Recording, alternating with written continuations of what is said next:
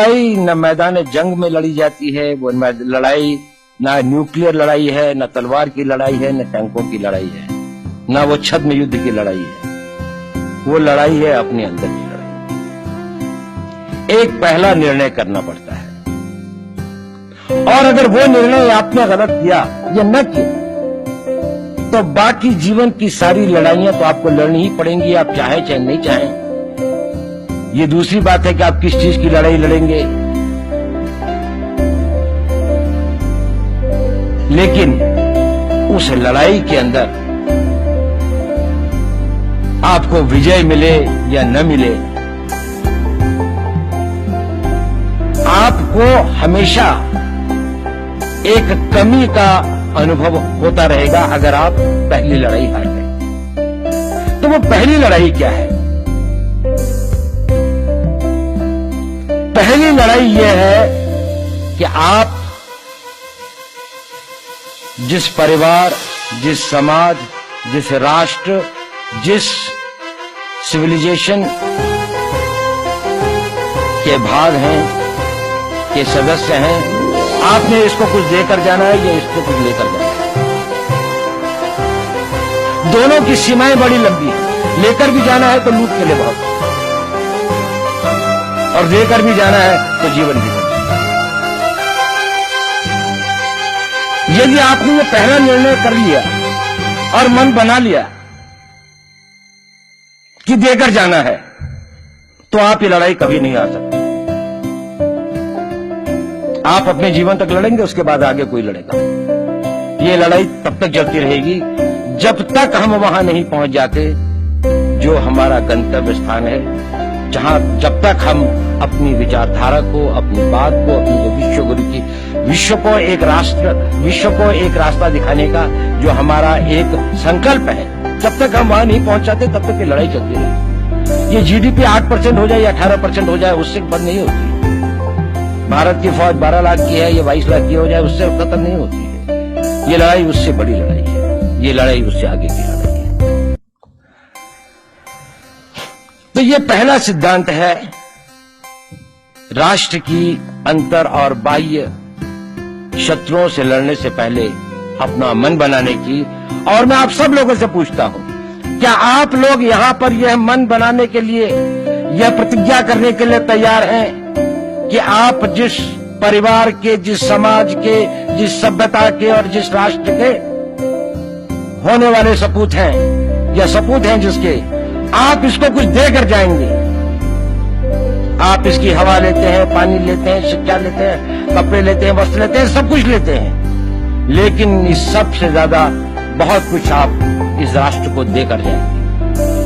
लेना तो है, पर इसीलिए लेते हैं ताकि सक्षम हो सकें, शक्तिशाली हो सकें, इतनी मजबूत हो सकें कि देने के लायक अपने आप को मजबूत कर सकें। आप लेते हैं अपने आप को शारीरिक रूप से शक्तिशाली बनाने के लिए, आप लेते हैं अपने आप को मानसिक रूप से शक्तिशाली बनाने के लिए, आप ज्ञान लेते हैं अपने आप को आत्मिक रूप से शक्तिशाली बनाने के लिए।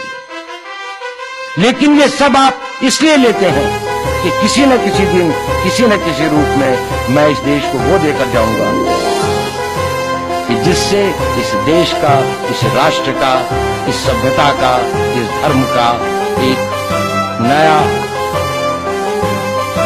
आयाम स्थापित हो, एक नया बेंचमार्क स्थापित हो कि जहां तक आप इसको ले गए, आगे से ले जाने वाले रिले रेस के अंदर में आपने इतनी लीड दी अपनी टीम को कि आगे जाने वाली टीम इसको आगे बहुत ले जा सकती है।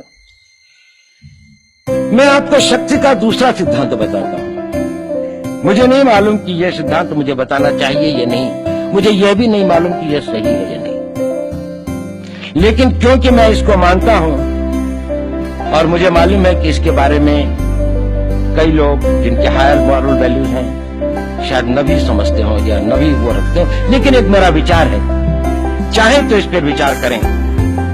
सब नहीं तो कुछ न कुछ लोगों को शायद इस विचार से कुछ सोचने की और कुछ करने की प्रेरणा मिलेगी।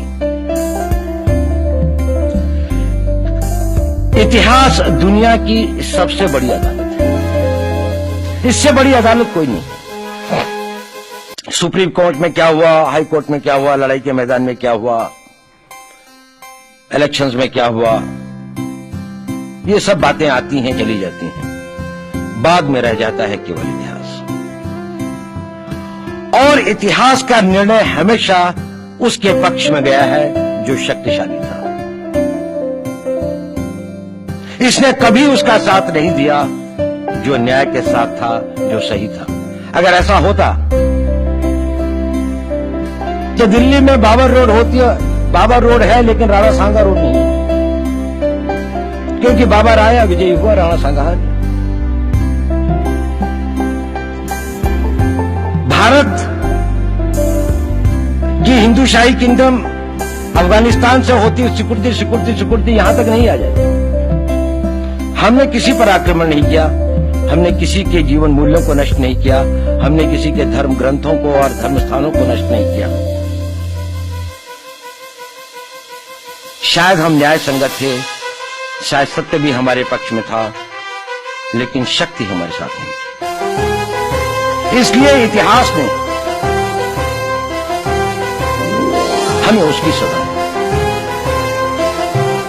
इतिहास ने हमेशा उनको सजा दी जिन्होंने विचारों को कर्म से और न्याय को सत्य से अधिक महत्व दिया। अब मैं ये नहीं कह रहा हूं कि उसको उसकी तिलांजलि कर देनी चाहिए, ये नहीं है कि न्याय का अपना महत्व नहीं है, लेकिन यदि कॉन्फ्लिक्ट ऑफ इंटरेस्ट हो तो शक्तिशाली बनना ज्यादा आवश्यक है। भारत धर्मगुरु भी तभी बनेगा जब एक शक्तिशाली भारत का निर्माण होगा।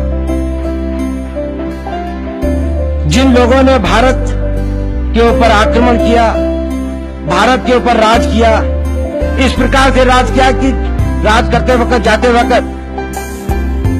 अपने गुलामों से कह दिया कि तुम राज कर लो, हम तो जा रहे हैं, तो यहां पर गुलाम वंश में बन गया। अगर हम लड़ाई के वॉरफेयर के उसूलों से देखें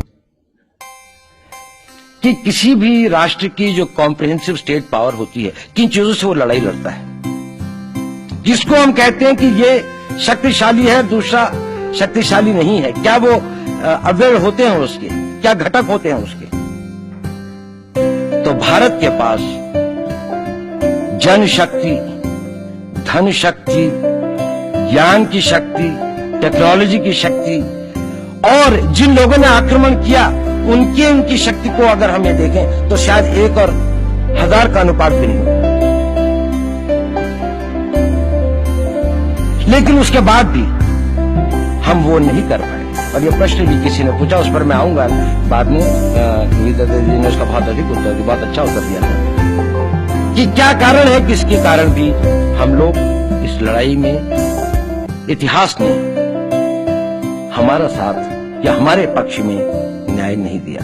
क्या कारण है कि कश्मीर में हम लड़ रहे हैं, जिन्होंने हमारे ऊपर आक्रमण हो रहा है, हमारे ऊपर बाहर से लोग आकर वायलेशन हमारे बॉर्डर का करते हैं, इन्फिल्ट्रेटर्स हमारे यहां आते हैं, जबकि पूरा का पूरा कश्मीर भारत का भाग है, अभिन्न भाग है। कानून के अनुसार वहां के राजा ने यह हस्ताक्षर किए, हमें दिया।